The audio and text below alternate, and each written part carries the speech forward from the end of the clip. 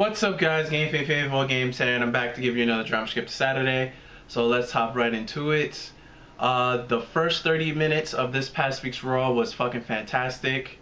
I like the opening with the boss, Sasha Banks, coming out being the women's champion, and then Charlotte coming out trying to rain on her parade, and then while they were getting into it, Mozart Jericho, as I like to call this character of Jericho, comes out and tries to rain on Sasha Banks, and then Enzio comes out, and then Enzio and Sasha Banks have a nice exchange of charisma going on, and then it leads into a mixed tag.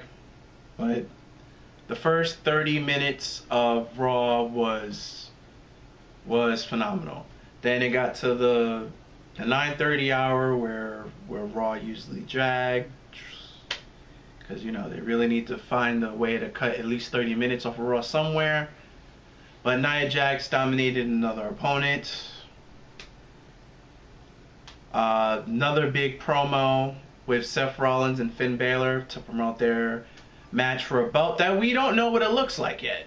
There's still no pictures, photos been leaked or released of what this Universal title, which is such a horrible name, will look like. So either they're gonna do next week or they're actually gonna wait to the pay-per-view. But I like the Seth Rollins and Finn Balor pay-per-view. Basically, it was Seth Rollins basically telling Finn Balor everything he's done, Seth Rollins has done first, which is true. Seth Rollins is the first NXT champion. Finn Balor was the longest running NXT champion. Seth Rollins was the first person drafted to Raw. Finn Balor was drafted to Raw. So Seth Rollins makes a lot of points as being the first of almost basically everything Finn Balor has already, as just finished doing, Seth Rollins has already done. He's the first to do those things. Moving on to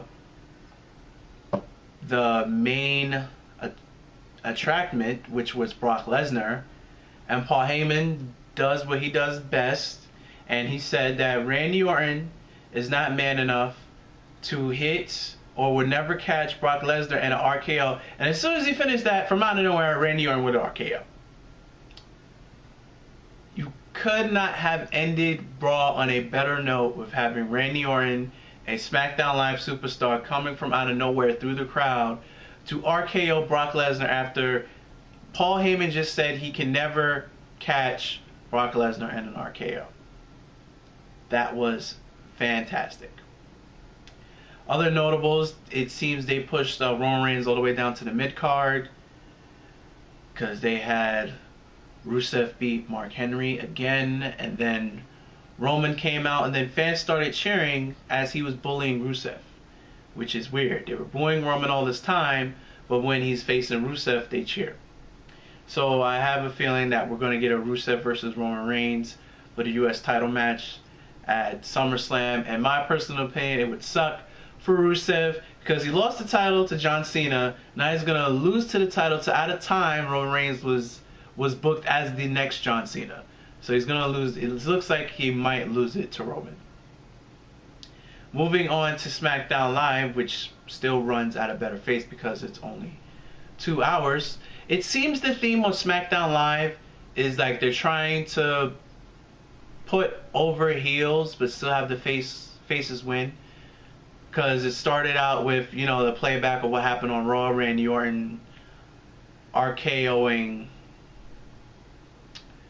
Brock Lesnar from out of nowhere, and they beefed up security, this, that, and the third, blah, blah, blah. And then the opening promo was Dean Ambrose and Dolph Ziggler, and how basically Dean Ambrose saying that he's too flashy, he only cares about flash, he doesn't care about what's important, and what's important is winning.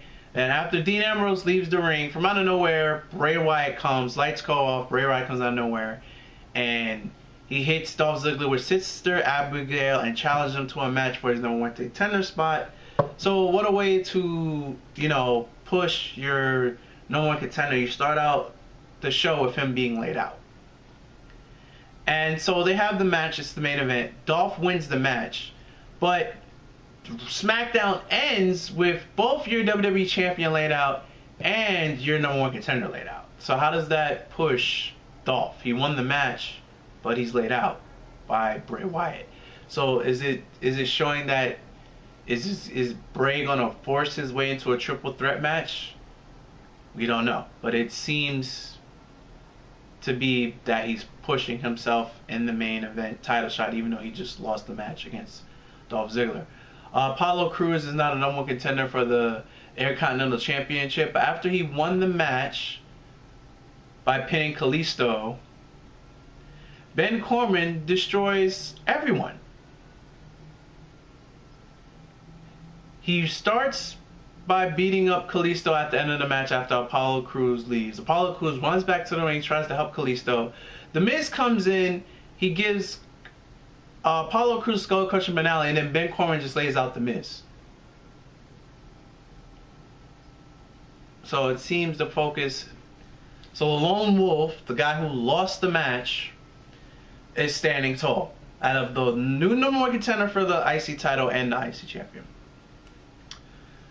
So it seems the theme is for the titles is to keep the heels on top, even though they're losing. American Alpha debuted against the Blood Villains. American Alpha won against the Blood Villains. No surprise there. And there was going to be a match between Becky Lynch and Eva Marie, but Eva Marie had a scripted injury, which turned out to be a pretty waste of time. And Natalya destroyed Carmella before the match even started. So it seems there's a works in the making that SmackDown will have their own women's title. So I like to say it's a title for Becky, because as of now she seems to be the top diva on SmackDown Live, because she beat Natalya 2 weeks ago. And now I don't know if they're going to start a feud with Eve or Becky, but Becky would eat Eve Marie alive. I don't even know how she's on the main roster. To me, she's horrible. And, you know, you have Becky and Natalya. That should be the feud for this title. Whenever they release that, SmackDown divas or women wrestlers will be getting their own title. There's also rumors that they're going to have their own separate tag titles as well. But we'll only wait and see. But that's going to wrap this up for this Drama Script Saturday. It seems that they're pushing the heels while having the heels lose the matches, but still pushing them after the matches. That's what I got from SmackDown Live. The Brock Lesnar and Randy Orton feud is brewing. It's getting good. So we're going to see if Randy Orton is going to retaliate this coming Monday on Monday Night Raw. And until next Saturday, if you guys liked what you've seen, please remember to rate, comment, and subscribe. And until next Saturday, guys, later and peace.